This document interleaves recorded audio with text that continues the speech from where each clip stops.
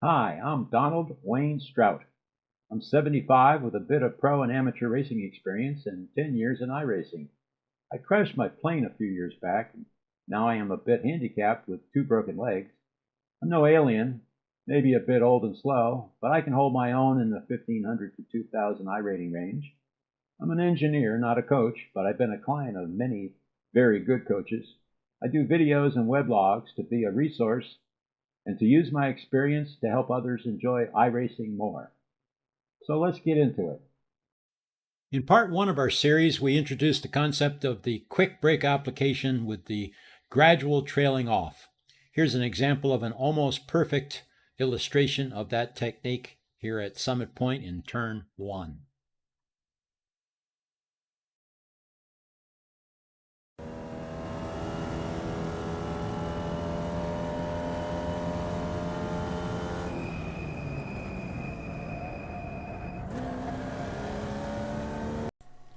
Here's a graph of the inputs.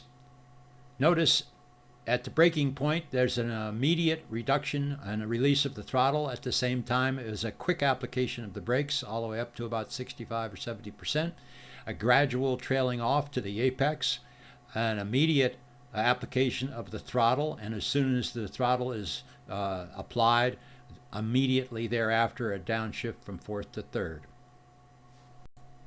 You'll note in the illustration that the entry speed to turn 1 was significantly below what you normally would see at Summit Point. The speed there is normally somewhere between 98 and 100 miles per hour.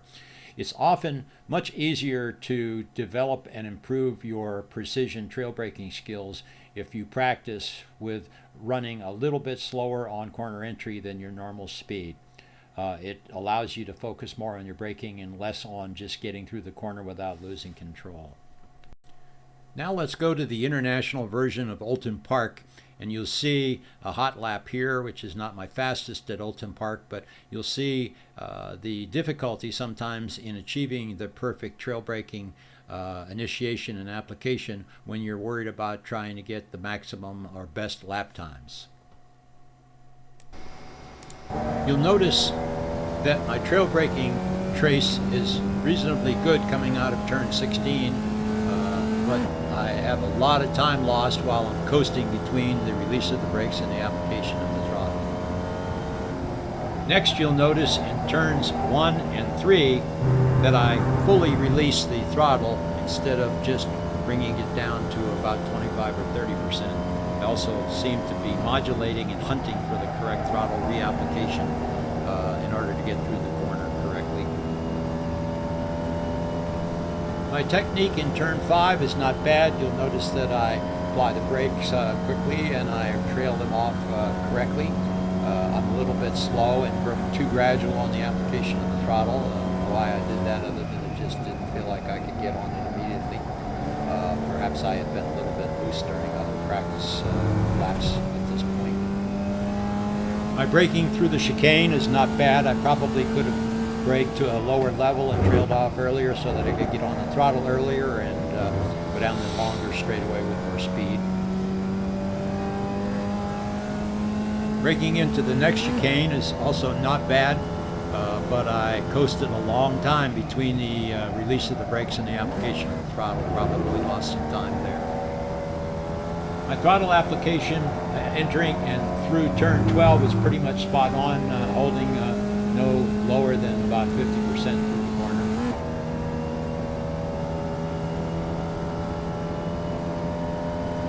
Not bad in turn 15. I dropped it down to about 25% throttle, probably took it down too low, probably could have gone through that corner with a little bit more throttle.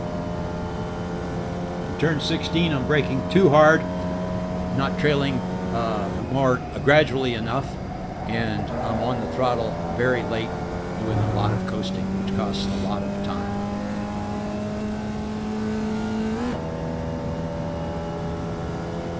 That was your fastest lap of the session.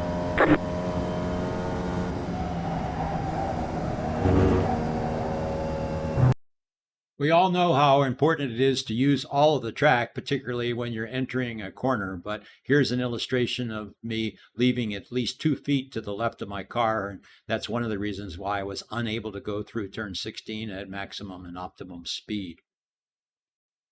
One of the advantages of using a coach is that when I was going over the lap with Gianni Luzzu, he pointed out this to me and said this is one of the reasons why I was not achieving my optimum lap. If you'll notice, my optimum lap is 157.6 and my best lap is 158.2. So we're talking about almost a little over half of a second I'm losing on basic fundamentals that need to be pointed out and reviewed either by a coach or by very strong discipline and self-examination. I hope you found this video useful. What it points out is that knowing what to do and how to do it does not necessarily translate into your actual performance on track. There's a lot of distractions, particularly when you're trying to achieve your best lap times. There's lots of things going on. So in order to master these pedals, you have to keep practicing and practicing and practicing. And I think the tools that I've shown in the last 2 videos should help you in that regard. Thanks for watching and have a great day.